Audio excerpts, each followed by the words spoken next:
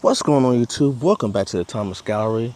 Today, I want to talk about the evolution of social media. Okay? I'm pretty much talking about where it came from, how it came about. And I was thinking about this a couple of days ago. I was thinking to myself, how did we get from the days of cave paintings all the way to Twitter, Facebook, Instagram, things like that? If you think about it, social media is pretty much like another term for news. This is what I mean. Way back when, during the cave painting days and carving in wall days, early humans pretty much depicted their life throughout the day.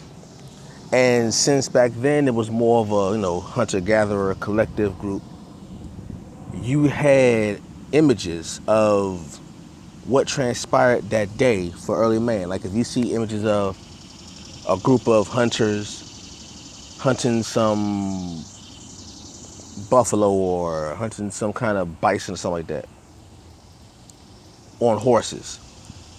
That was pretty much that era's social media. You were telling the populace what was happening in your life and in your group's life day to day. Hey, me and four other members of the village went out for hunting. We saw 5 wildebeest, something like that, and we killed 2, dragged them back, and the village celebrated. See, that was pretty much the social media of that day. Then we get into things like carving on the walls. Same principle, but now man has figured out a much more permanent way of telling their stories. They literally carved it into walls so you could always see it. It's pretty much a timeline.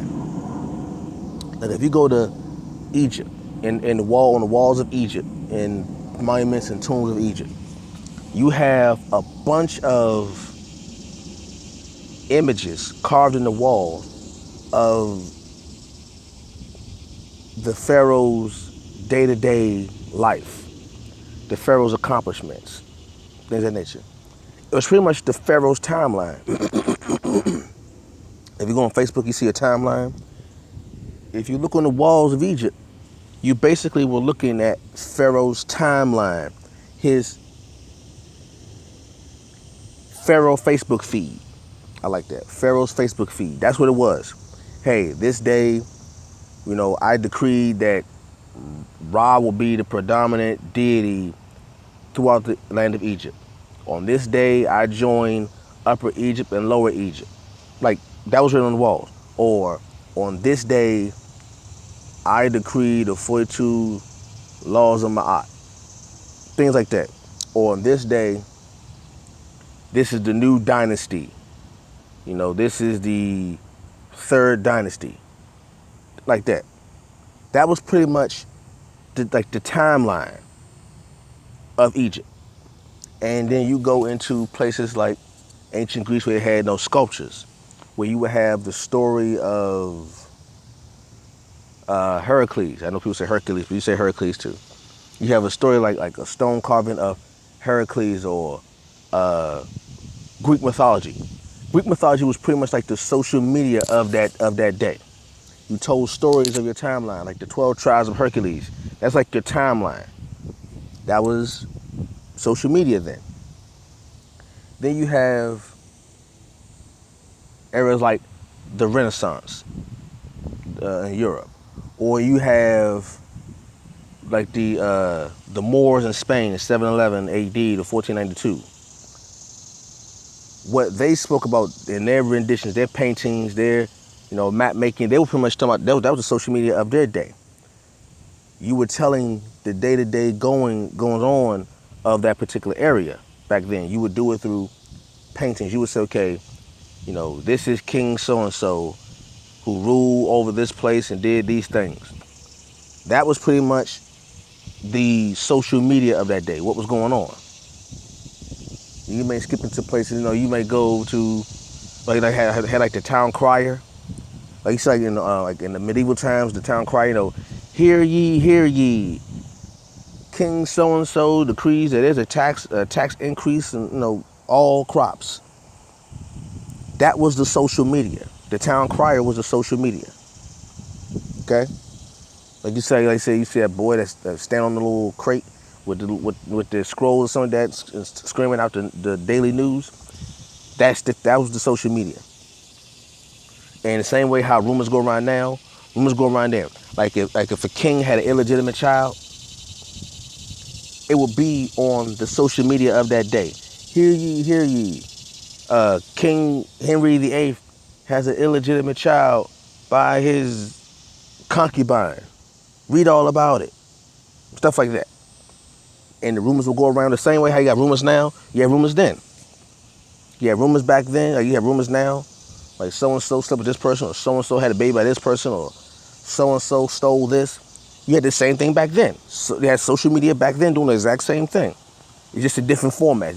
There were no phones back then, so you had the media of that day telling the story. Okay? Then you may jump to, the newspaper,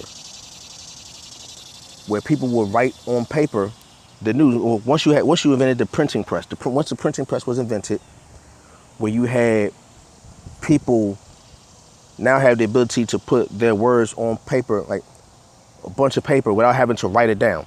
Usually, we had to write down everything. So if someone had to tell a rumor about someone else, like in the Renaissance, they had to write it down by hand. Now with the printing press, we had this machine where you just put your letters in there, your letter dies in there, put the paper on top of it, and you press the paper onto the dies, and then the ink will come through the paper, and then you have your words. Now you can mass produce writing materials. Instead of just having to write it down by hand, which takes a long time, now you can mass produce your writings, which means the newspapers of that day were sent out faster than before. So if ever there was a real rumor going on, if there was a real big rumor, you can get the word out faster because of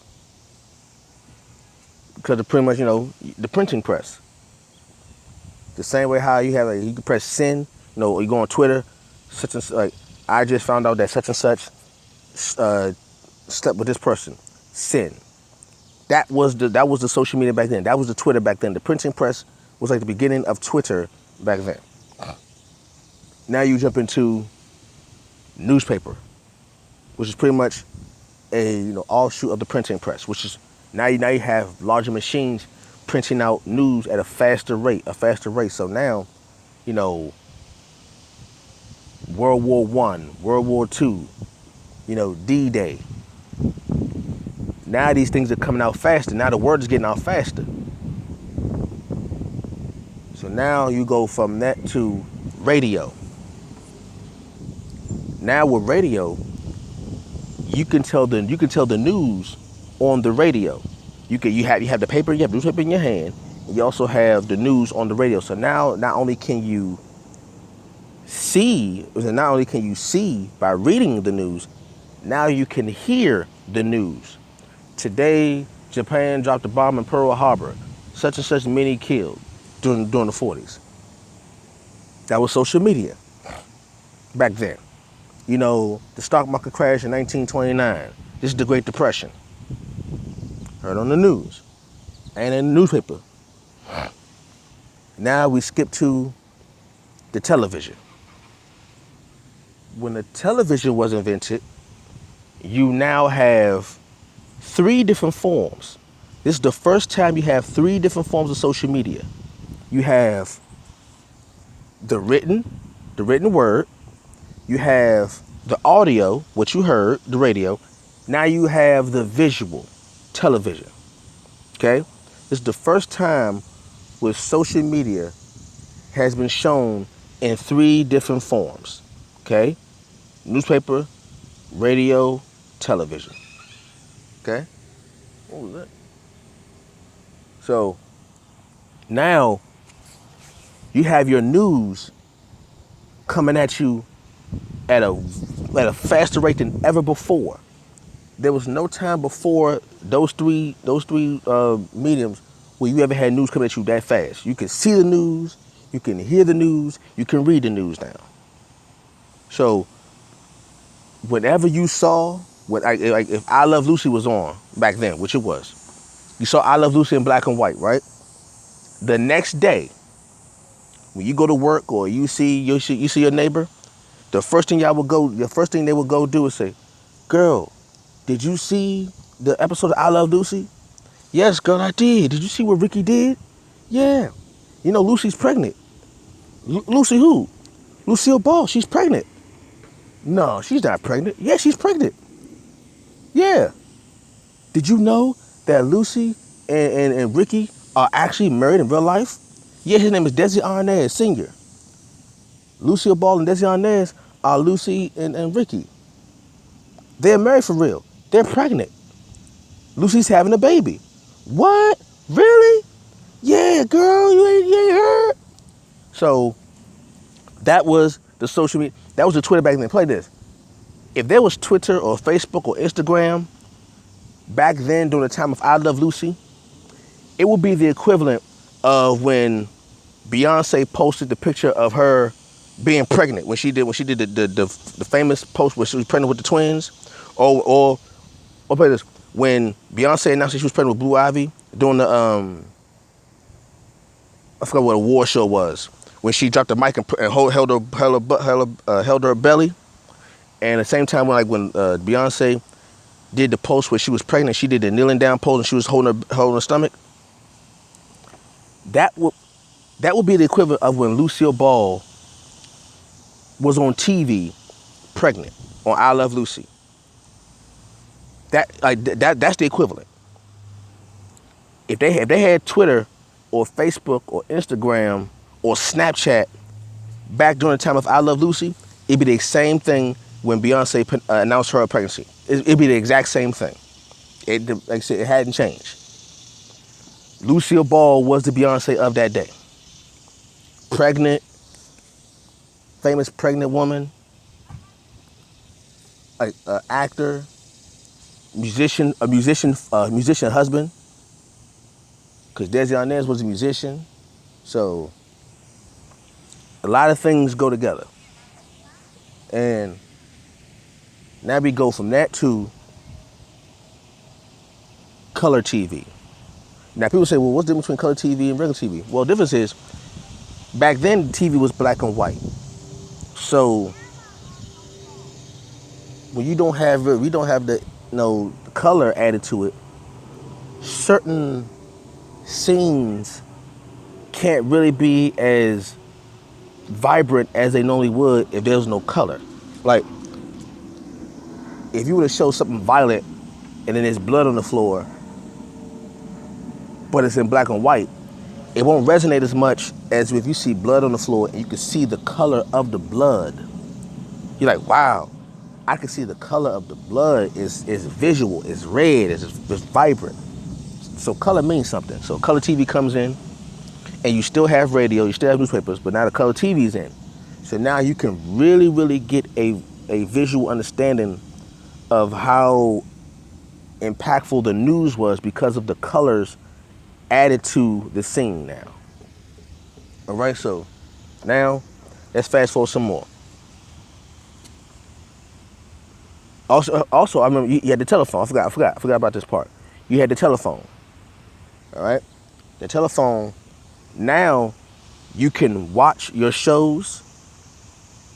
You can watch your shows and talk on the phone at the same time while you're watching your shows with your girlfriends, or you watch the football game. You watching the football game. You call your boy up. Yo, you see that? You see that play? Did you see what Lawrence Taylor did? Did you see that? See, that was the social media back then. Now we take the house phone and make it a cell phone. Now you can be mobile with your phone. Mobile phone, that's what it means. So let's say Sunday Night Football comes and Chicago Bears and Green Bay play, and it was an awesome game, right? You got one, you're talking on the phone at your house. Now the next day you go to work, right? Got your cell phone in your hand. Now you can call the person from a much farther distance, and then you two can have the conversation again. Man, did you see the play? Did you see what Mike Singletary did? Did you see it? Yeah, man, I saw it. Or, girl, did you see the Lifetime movie? Did you see that? Cell phone. Now, let's bring it up a little modern times now.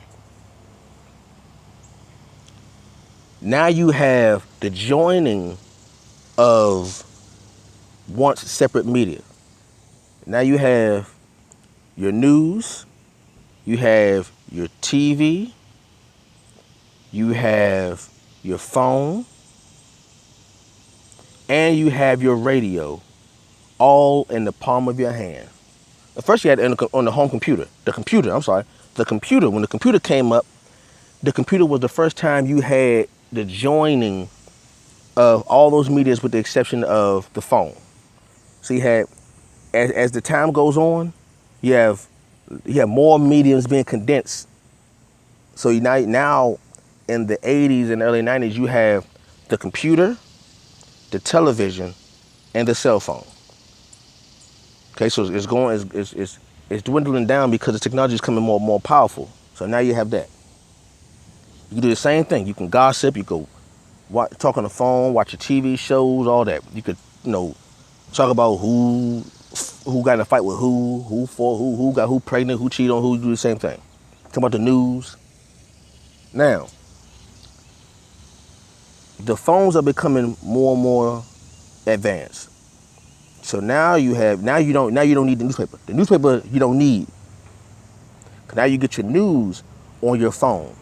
And you get your news on your computer.